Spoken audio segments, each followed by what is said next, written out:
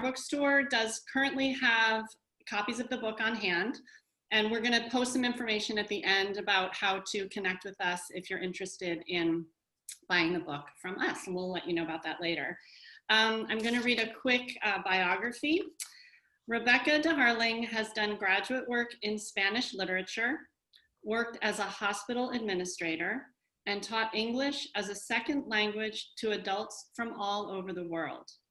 She shares her love of story both with preschoolers at a Head Start program and with the members of the book club she has belonged to for decades.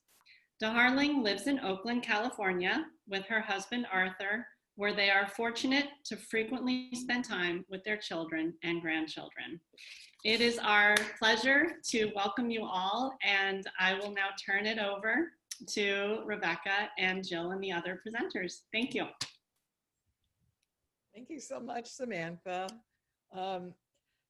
Thank you so much to everybody for coming. I really appreciate it. I wanted to let you all know that we are recording this and we will probably be sharing it online, so just so you know.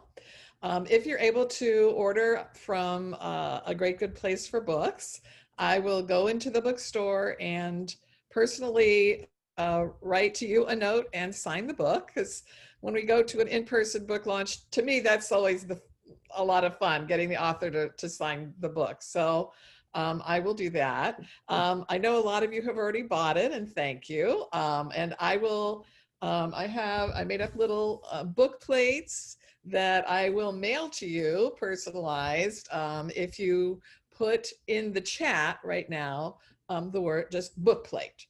If you think I don't have your address, you can send it to me via my email, rebeccadeharling@gmail.com, or through my website, rebeccadeharling.com, and I will get it to you. A lot of you, I have your addresses. Also, any books sold through Great Good Place for Books, I am going to donate my portion of the revenue to La Clinica, and I'm going to ask my daughter, Kate, to explain to you what La Clinica is. She's a pediatrician there. So, Kate? Hi, everybody. Can you hear me? Yeah. Okay. La Clinica is a community health center which is located actually in 3 different counties, in Alameda County and Solano County and Contra Costa County. And it was founded in 1971 with the goal of taking care of the underserved. So I'm at a site in Oakland, which is our biggest site, and we take care of primarily low-income populations who receive Medicaid and many immigrants populations. So thank you so much to my mom for choosing La Clinica as an organization to donate to. Congratulations, Mom. Thank you. Thanks, Kate. Okay, now I'm going to introduce our tech person who's going to just go over a couple things with you. That's Barbara Criddle. She's my dear friend. I met her through AAUW, American Association of University Women, through our book club, and also other AAUW functions. And Barbara is a genealogy enthusiast and expert, and tech expert. Barbara? I wouldn't go that far, but anyway, just for a couple of people, I'm assuming most of you probably know how to use Zoom, but just in case, just a few tech things. Up on the top of your screen on a desktop laptop, you can change from gallery view to speaker view if you want. I would probably suggest for this, probably going on speaker view, and we are going to use the chat for any questions that are going to be during the presentation. So I think that's it. Back to Becky. Thank you, Barbara. Next, I'd like to introduce Diane Rawicks, who's going to be looking at the chat questions, and at the end, she'll be reading some of the questions for me. Diane, I also know through AAUW and through work on the board, and which she is still on, and our book club. Diane writes poetry, and she's currently working on a memoir. So Diane, you want to just say hi? Hello, everybody. I'll be taking notes so that we have questions for Becky when the time is right. Thank you. Thanks. Okay, now I'm very honored to introduce Jill G. Hall. Jill's the award-winning author of a dual timeline trilogy about women searching for their place in the world, connected by vintage finds. The Black Velvet Coat was her first book, and The Silver Shoes are best-selling book club favorites. The third in the series, The Green Lace Corset, will be released on October 13th. Hall is an instructor at San Diego Writers, Inc., as well as a seasoned presenter at readings and community events. Her poems have been published in an array of journals and anthologies. In addition to writing, she fashions whimsical mosaics using found objects. Her career as a public school educator spanned over 20 years. You can learn more about her at jillghall.com. Jill? Becky, thank you for having me. I'm so looking forward to our conversation and learning even more about your beautiful book. I know it's not an easy time right now. How are you coping? And are you still able to read to your Head Start preschoolers, meet with your book club, and visit with family? Well, I'm probably coping the same way everybody else is. At least writers are lucky because we sort of can go someplace else in our heads, so that's good. I'm not meeting with the preschoolers, and I really miss that. They're just so wonderful. I remember when I was doing training for it, the trainer said, "Don't be nervous. You're going to be a rock star to these kids." And that's true. Who wouldn't want that? So I miss that. They're really wonderful.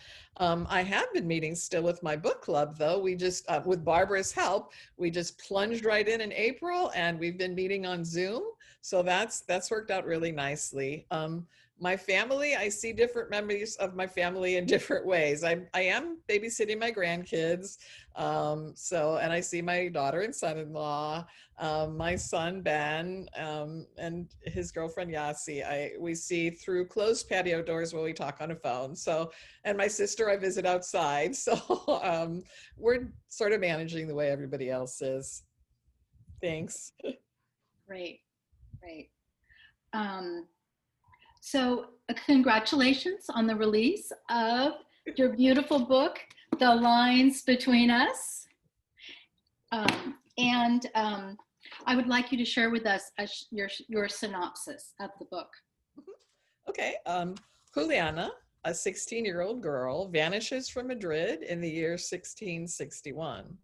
Her aunt, Ana, having heard of her niece's disappearance, looks for clues in Juliana's room and comes across a diary.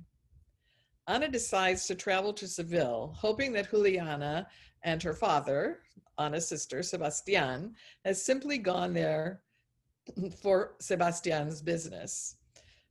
But as Ana finishes reading Juliana's diary, she understands the reason that Juliana fled Madrid, and she abandons the search because she's afraid that if she keeps it up, she might put Juliana in danger. We then go to 1992 in St. Louis, Missouri, where Rachel is cleaning out her deceased mother's home and finds a packet of letters along with a diary by a woman named Juliana. Rachel's mother never said anything about the papers, and Rachel feels betrayed at this deception. Reading the diary and papers, Rachel begins to uncover a centuries-old secret, the women who've preserved it, and what effect it had on her mother. Ooh, everyone, it's a great read. And so I know you're all, if you haven't read it yet, I know you're looking forward to it. So I met Becky a couple of months ago online. She sent me a note, and she was looking for other authors to read her book and respond for blurbs for the back of the book and for the inside front cover. And she said, "Would you please read it? Because we both have dual timeline books. And we have the same publisher, and they had recommended me." So I was happy to do it, and I'm so pleased. You never know when you're asked to read and respond to a book, whether you're going to like it or not. And I was just so glad that I was able to write something, and I'm going to share that with you. In the lines between us, de Harling has created a captivating debut novel filled with unique characters, exquisite details, and intriguing family secrets. A diary and letters furtively passed down over 300 years from grandmother to granddaughter transport readers back in time and move them forward as the mysteries are elegantly revealed. This book is about women's honor, overcoming heartache, and bravery. Thank you, Jill. We're going to do 3 very short readings from the book now. The first one is going to be, the first reader is my sister, Ellen Romano. She's a retired teacher, and she has been writing poetry since she was 6 years old. In this first reading, Anna meets Juliana for Mass. Upon reaching her niece, Anna was taken aback. This was more than disappointment at not meeting a dashing young gentleman. Juliana's eyes were red, her skin pale and translucent. In response to Juliana's quiet greeting, "Buenos dias, tía," Anna took her niece's hands in hers. "Juliana, querida, what is wrong?" Before Juliana could answer, Sylvia stepped to Juliana's side, close to Anna, nearly blocking Juliana from her view. "She does not feel well, Doña Ana. I begged her not to come to Mass, but as we were afraid that word would not reach you before you left, Juliana did not want to leave you waiting." Anna hid the annoyance she felt at Sylvia's interference as she said, "I'm so sorry that you have come. Juliana really does look quite unwell." Perhaps it is something she ate, or the excitement of her excursion to the theater yesterday. Again, Sylvia had replied, and Juliana seemed content to have it so. "Has Sebastian seen her? I'm surprised he let her leave the house in such a condition." Sylvia and Juliana exchanged glances, and Sylvia explained, "We did not see Don Sebastian this morning." "Perhaps we should not stay for Mass, but take Juliana home." "Oh no, tia." Juliana had found her voice. "I must stay for Mass, and I also wish to make my confession." "What sins can you have, mi amor, that would need to be confessed?" "Please, tia Ana, I feel fine. Please allow me to stay." Anna chided herself for the frivolous motivations she had ascribed to her niece's desire to attend Mass. Juliana was a serious young girl, much as Anna herself had been, and Anna remembered the need she had sometimes felt to seek comfort in the confessional for some small infraction of thought, word, or deed. "Very well, but afterward you must allow me to go home with you and examine you, and no complaining about whatever I deem you need." "Thank you, tia." After Mass, Anna could not help but notice that Juliana was lingering longer than usual in the confessional, and she hoped that the priest would refrain from showing his irritation at having to listen to the self-accusations of a young girl's overly active conscience. When her niece emerged from the confessional in tears, it seemed to Anna that her worries had been justified, and by the time she reached Juliana, her indignation at the priest's lack of patience was complete. "What did he say to you?" she blurted out, her agitation so great that she momentarily forgot the sacred secrecy of the confessional. Juliana looked at her aunt with anguish in her eyes, but replied only, "Nothing that I did not expect." In response to her questioning look, Sylvia shook her head almost imperceptibly. In testament to Anna's faith and Sylvia's love for Juliana, she simply took her niece's cold hand and placed it on her own arm. Adjusting Juliana's manta to hide her face in shadow, she led her niece out into the street. Sylvia followed the pair, and on her face was etched a look of fear. Thank you, Ellen. Okay, next reading. The next reading will be done by Sarah Armstrong, another AAUW friend. And Sarah is a member of the Storytelling Association of America, which is a nonprofit membership organization dedicated to promoting storytelling as a living art form. And you can find out more about this organization on their website at StorySac, SAC is SAC.org. In this scene that Sarah is going to read, Anna learns that Juliana, her niece, and her brother, Sebastian, and Silvia, Juliana's dueña, have disappeared. Sarah?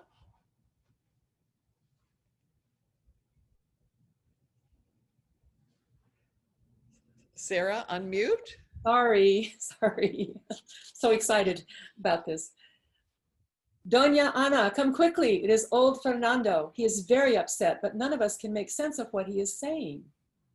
Ana put a robe over her nightclothes, quickly followed Clara, and found Fernando, Sebastian's manservant, seated on a stool. He was quiet now, having exhausted what air was left to him after his walk from Sebastian's home. When he saw Ana, he began again. How to explain? Gone. No one saw. And then I looked for... Calm yourself, Fernando. Ana took his hand. Look at me and take slow, deep breaths. Compose yourself and begin again, please, very slowly. What has you so agitated, my friend? Who is gone, Fernando? Both, all. Don Sebastian, the señorita, and even my Silvia. At this last, he could contain himself no longer, and tears welled up in his eyes. Silvia and Fernando had served in the same house for over 40 years, he manifestly loving her for all of them. Though Ana believed that he had once hoped for more, it seemed that he had long since learned to live on the sisterly regard that was all that Silvia was willing to offer him. Ana had often thought this hard of Silvia, but Silvia kept her own counsel in these things, and Sebastian's household ever esteemed a circumspect woman. Clara shook her head. Gone? Surely the ladies just went to Mass, and surely the master has no need to make an accounting to you of his whereabouts. Ana looked reprovingly at Clara for her lack of sympathy at Fernando's distress, and even in his present state, Fernando's face made it clear that he did not have to accept condescension from another servant. Please explain yourself more clearly, Fernando, Ana tried again. What do you mean? They are not just gone out for the day, Senora. There was chaos in the señorita's room as Silvia never would allow, and clothes were clearly missing. And my brother's room and Silvia's? Don Sebastian's room is orderly as always, and I could not see that any clothes had been taken, but he also left before the household was up and about.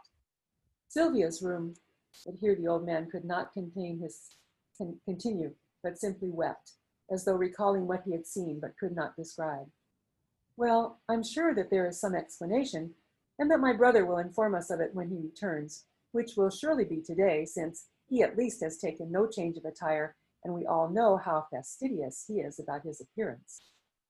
Ana was certain of this aspect of her response, but it was difficult to imagine why her niece and Silvia might have left so unexpectedly.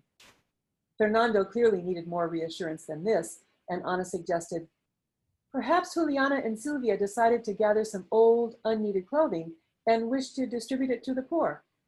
But why so early, Senora? And why so secretly? Thank you, Sarah. Okay, and good luck. Sarah now has to leave because she's going to do a big event with her storytelling group. Good luck, Sarah. Thank you. Bye-bye. I'm going to do the last reading, and we're going to go ahead over 300 years now to 1992 to St. Louis, Missouri. And in this, Rachel, the contemporary character, is going through the home of her mother who has recently passed away. Finally, I finished packing up all the items from the linen closet, except for the brown parcel, and I allowed myself to open it. It was the sunbonnet quilt that my great-grandmother had made. I recognized it even from the back, from the yellow triangular points sewn around the edge. I carefully laid back the corner to reveal two of the girls appliqued on the quilt. I knew from memory that each one had a sunbonnet and dress in a different fabric, but no hair, eye, or skin color depicted. As a child, I had wondered what each girl would look like with her sunbonnet pushed back to reveal her true identity. But there was a bulk and weight in the package that couldn't be accounted for by the quilt alone. I continued to unfold it and found another package nestled inside. Taped to the outside, I saw, in a cursive that was unmistakably my mother's, a note. to be opened only by my granddaughter, in the requisite faith and urgent hope that she will one day exist and embrace what I hear and trust to her. Read this book and papers in the order in which I have placed them here, so that you will learn your history as you were meant to do, and to pass it on as others have done before you. Curiosity and sorrow and anger seemed to compete for the upper hand. My heart raced and my hand shook, and I noted these with some wonder, as though my inner literary critic were observing. How many times had I scoffed at such reactions in a story as not only unconvincing, but cliched? I opened the package, my mother dead such a short time, and I already betraying her, and perhaps my unborn daughter. A lovely leather antique book lay on the top. The book's pages were in Spanish, but a Spanish from long past, and in a handwriting filled with flourishes. I was the only one who spoke Spanish in my family. Tucked inside the book were extra pages in English, but the handwriting was not my mother's, nor that of the book's author. Under the book, other types of papers were stacked, some curling or yellowed with age, some sewn together, some glued on the edge in an odd fashion, all with a variety of handwriting. Having found it on the top, and obeying this, at least, of my mother's instructions, I picked up the small book and began to read. Okay, Jill, we'll go to you next. Yes. Oh, what wonderful readings. And it was really nice for me to relive some of those parts of your book. It makes me want to go back and read it again. So a dual timeline novel isn't easy to put together, and you've done it so well. Tell us more about your process and how you wove the two timelines together. Okay. Well, it wasn't even a dual timeline when I initially thought about the book. Juliana was the character that I had in my head, and I wanted to really show things from her perspective in such a direct way, and I thought that a diary would be a good way to do that. Well, then somebody has to be reading the diary. I didn't want the reader to just be directly reading the diary. I wanted the reader to share it with someone else, some other character that would also be reading and then reacting. And then, so at the beginning, that was Anna. And then later it's Rachel, the contemporary character. The reader could identify with her and her reactions to what she was reading, and also who wouldn't want to find something like this? Even though Rachel has some mixed feelings about it, it's a very exciting thought.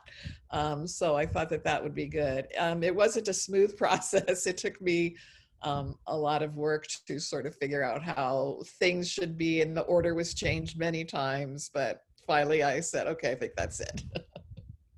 And I know you worked on it for many years. About how many years did you work on it? Oh, I started it in the 90s and then set it aside for 25 years and then came back to it for another couple of years. So a long time. Yes, and that's how a lot of us are as novelists. We just keep working on it for many years. That's what it takes. So how did your study and love of Spanish literature and history inform your writing? In graduate school, I learned about, well, a lot of different Spanish and Latin American literature. And in the 17th century is the golden age for Spain, as it was also in the Netherlands, which is where my next book will take place. But and in this country, people know, everybody knows Miguel de Cervantes, Don Quixote, but we don't know too much else, I think, in general about the literature of that period. Poetry was also really big, and theater was very big. And there were several plays that we refer to as the honor plays, in which the main conflict is something has threatened a man's honor. And it often has something to do with something that a woman in his life has done or has had happened to her. And I wanted to show that scenario from the point of view of the woman, because in the original literature, it's always like the anguish of the man. What is he going to do about this? And sometimes the women are just very stereotypically, yes, do whatever you must do. So I wondered about, and I wanted to explore what the woman's reaction would be and what her options would be, which of course would be very limited in that time period. Great.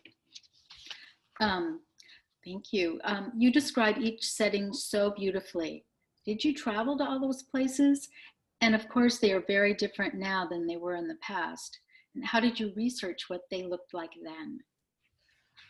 I have been to Madrid. I haven't been to Seville, but I've been to Granada, which is in Andalusia. So it's the same part of Spain, and has also a lot of the Moorish architecture there still today that existed in Seville at the time. So, and then I haven't been to Mexico City. That was just research and internet. I found a picture of a building that still exists that was a convent during the 17th century, and that's what I based the description of the outside of the convent on. I've been to Albuquerque and Santa Fe a couple of times. Again, you know, when I originally started my research, the internet wasn't really available. So that was books, but of course, once I came back, the internet was available, and you can get a lot of information about what things look like that. In fact, one of the pictures in this slideshow was San Nicolas, which is the church that's described where Anna and Juliana meet for Mass, and it still exists. Oh, and St. Louis. I grew up in St. Louis. So. Oh, okay. Okay.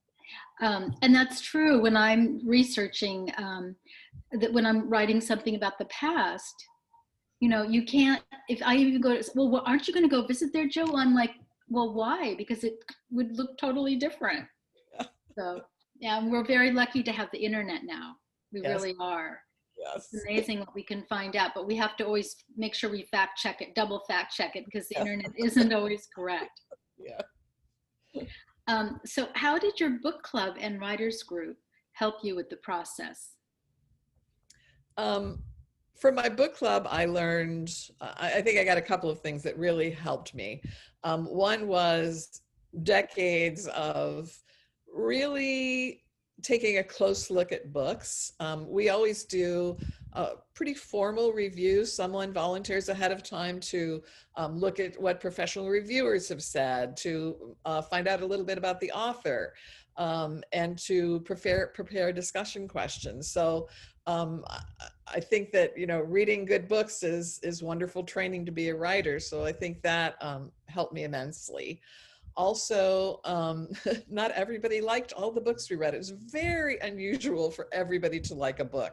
And that helped me realize, and I'm sure that it will continue to help me, not everybody's going to like my book, and that's okay. Not everybody likes Pulitzer Prize winners or Man Booker Prize winners. So not that mine is on that level, but everybody has different tastes, and that's okay.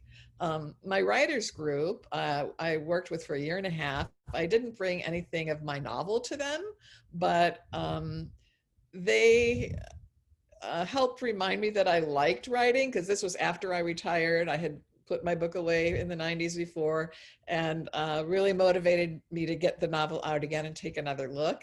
And also to help me get over the fear of sharing my writing with other people. And that was that was a difficult one for me, but they got me through that because they were just always very positive. Yes, finding your tribe is important, to have groups of friends and colleagues that can help you. I'm glad that you've had that support.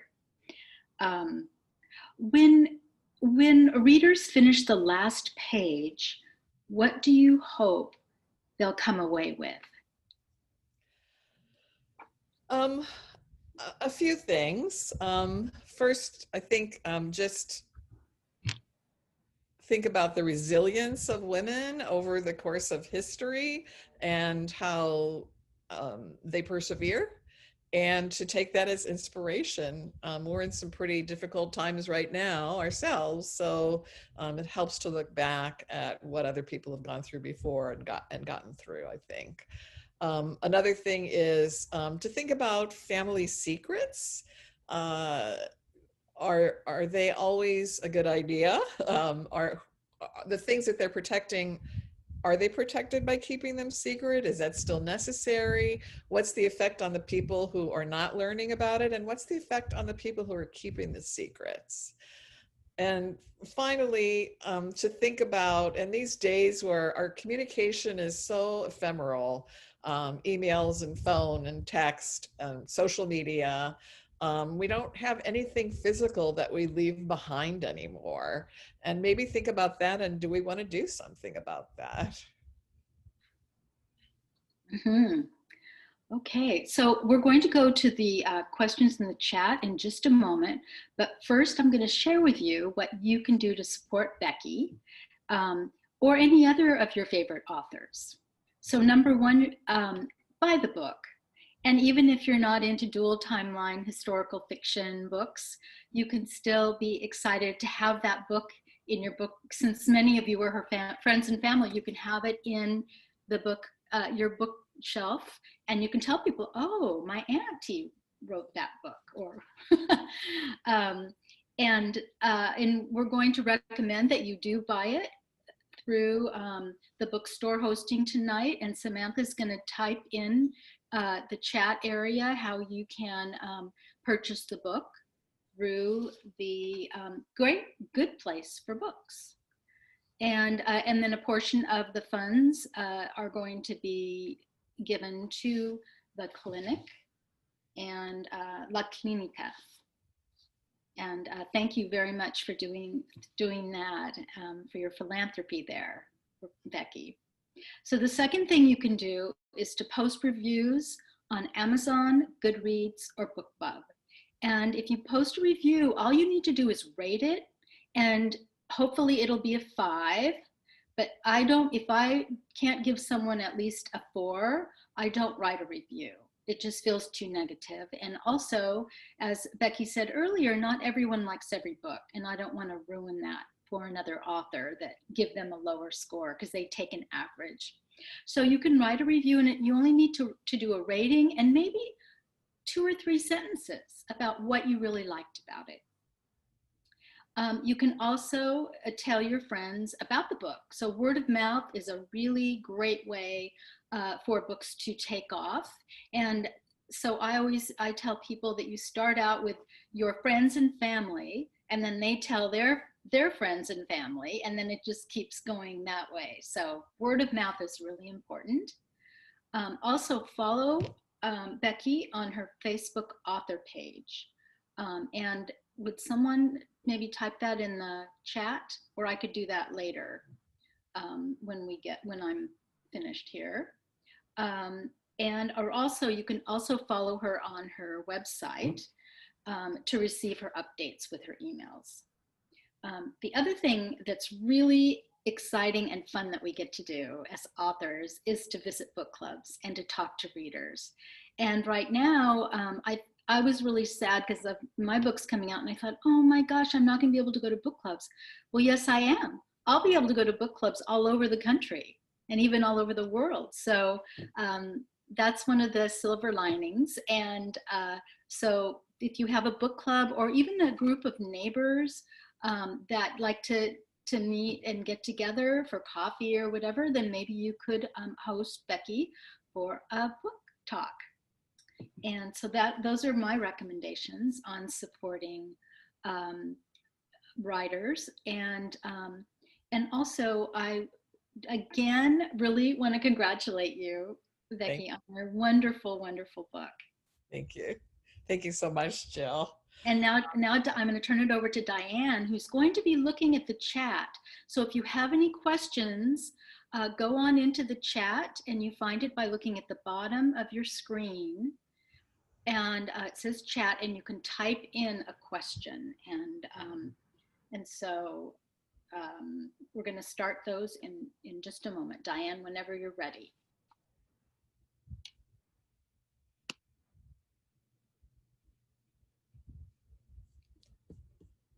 Diane, are you muted? You're muted. Okay, here I am. I was unmuted on my screen. A typical question that authors often get, what are the autobiographical elements in the story? There's a family secret in our family that my sister and I sort of discovered in going through papers. That sort of was kind of, I'd already started the novel when that happened, but it sort of made me look at that a little bit more. If you were here at the beginning for this slideshow, I took a lot of things from my life as props. So things that she finds when she's going through her mother's home are things that I have. I was very close with my mother. She was a reserved person, but there was no problem like there is with Rachel and her mother. My husband is a physician, just like Anna and Rachel. I don't know. Another person mentions that you talk about the ways the burden of the secret affected the relationships with daughters and husbands. Can you talk a little bit more about that? Yes, I think that as we saw with Rachel's mother, Helen, having to keep something which is a pretty big deal from everyone that you know until you can tell your granddaughter about it, I think does something to your personality in some ways. It becomes a part of you, and it's a part. Helen can't let go of that part. That's partly why she says she doesn't tell Rachel about the papers. So I think that's the main thing.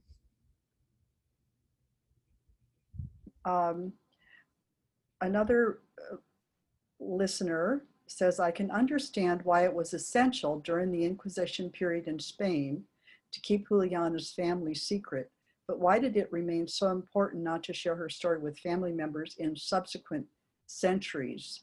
I was a little confused about why the secret itself transcended the events of subsequent centuries. I think the issue is that they swore an oath that they would keep it secret, and that was a really important thing for most people. They had promised their beloved grandmother that they would keep the secret. When we come to someone more modern, Helen, although she is still of another generation, not ours, she's still of an older generation. She says herself that maybe she should have told, but she had kept the secret for so long that then it became, how could she tell then? She hadn't told her husband. How could she all of a sudden tell him this thing that she had kept from him for years? And also she says that who is she to reveal a secret that others have kept for so long? So it wasn't so much that they necessarily thought, it wasn't the shame and the anger that Mercedes had shown at the beginning in demanding the secrecy, but it was more the promise, and that was how I saw it. Okay. Was there historical evidence that people in the 1600s had moral objections to slavery? I don't know. I didn't particularly find anything, but I think that in writing historical fiction, we have to think of people not just as emblems of their time. I don't think there was complete unanimity of thought such that your mind would never go to something that was different from what everyone else thought. So I think it's important to think about to speculate about what individuals might have thought. That's artistic license, isn't it? Yes. Here's another question. With such a long gap between starting the book and picking it up again, What were the challenges and what had changed for you in your approach to the story? One of the major challenges was that now that the internet was available, I almost felt like I had to recheck all of the research that I had done before and make sure that it was indeed correct. So that was a challenge, I think. But I think the good thing about it, and writers always hear, set your writing aside and then come back to it. And I think that often that advice is given because the idea is then you'll find errors, you'll find the wrong things that you should change. But for me, and I'm not suggesting you set your writing aside for 20 or 25 years, but a benefit of it for me was I could look at it much more objectively at that point.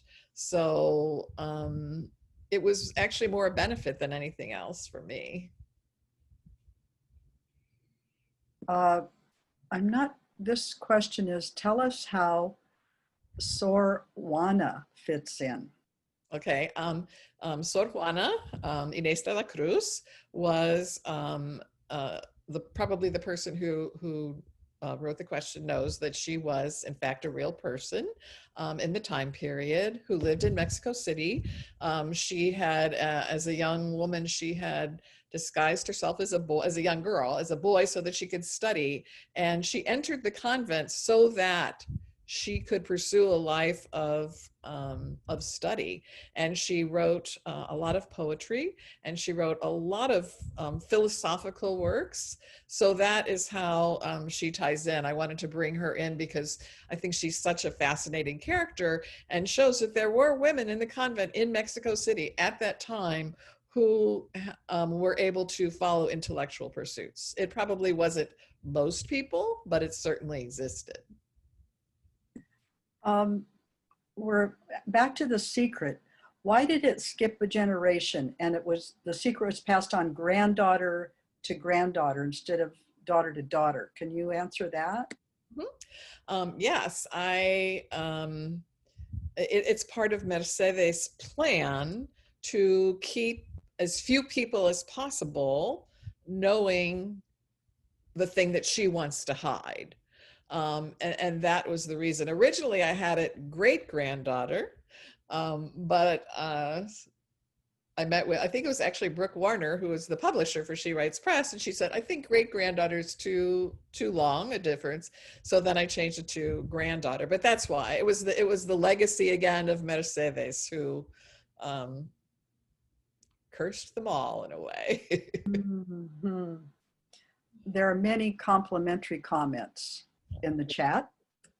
And again, a clarification, if Samantha could clarify something about purchasing books. Can they pick them up at the bookstore? How do they proceed? And how do the donations go to La Clinica? If you could answer that.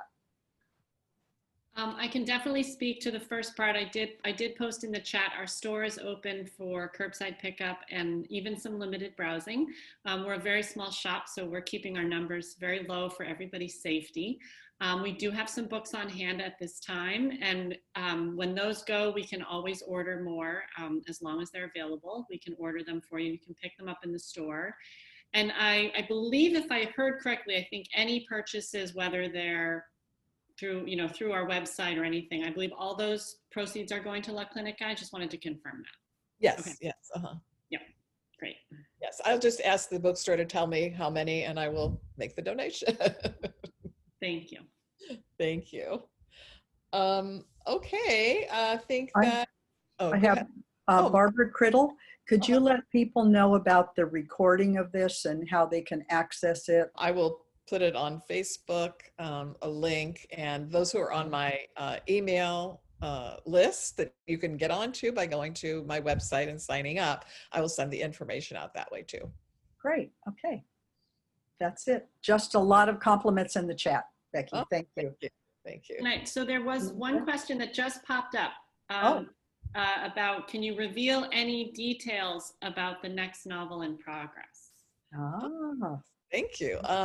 Yes, I've just started my research, and it's almost exactly the same time period, but in Amsterdam rather than Madrid. So the two societies are very different, which makes the research very interesting. And it's going to be about a woman who is involved with map making, because at that period, Amsterdam was sort of the world center for cartography. So that's I haven't quite decided everything that's going to happen to her yet, but that's the setup. And is it going to be dual timeline? I don't think so. I originally thought that it would be, but I don't think so, but that could change. You won't know till it happens. Exactly. Great, great. Okay. Samantha, did you have anything else that you wanted to add, or? No, again, I wanted to thank everyone for joining us, and I've been doing many author events over the past several months for the bookstore, and they're all a pleasure. I don't want to cast aspersions on any of them, but I want to say I loved this format of having other people do readings and bringing in other people. That was a lovely, fresh way to do it, so that was a lot of fun.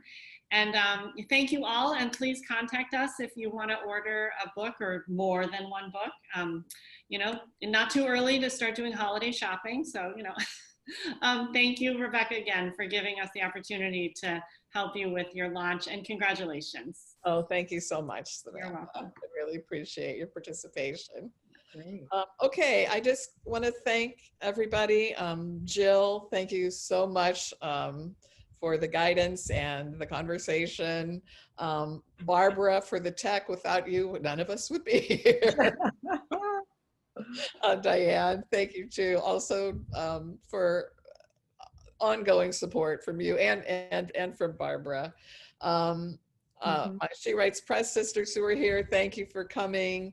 AAUW people, mostly I think from the book club, I really appreciate your coming. Friends, family, even family I haven't seen in decades. I'm so delighted that you were able to come. And I just want to say that this whole process, I've been so touched by the support and goodwill I've received from so many people, and people emailing and texting and messaging me on Facebook saying that they liked the book. I can't tell you what that means to me. So thank you so much. And of course, I have to thank my children, Ben and Kate, for always being supportive. And of course, my wonderful husband, Art, who has been with me through every step, some excruciating, I'm sure, listening to me talk about the book and then the publishing and now this. So thank you, Art. You're wonderful. So this is going to be kind of the official end. Thank you so much for coming. Take care.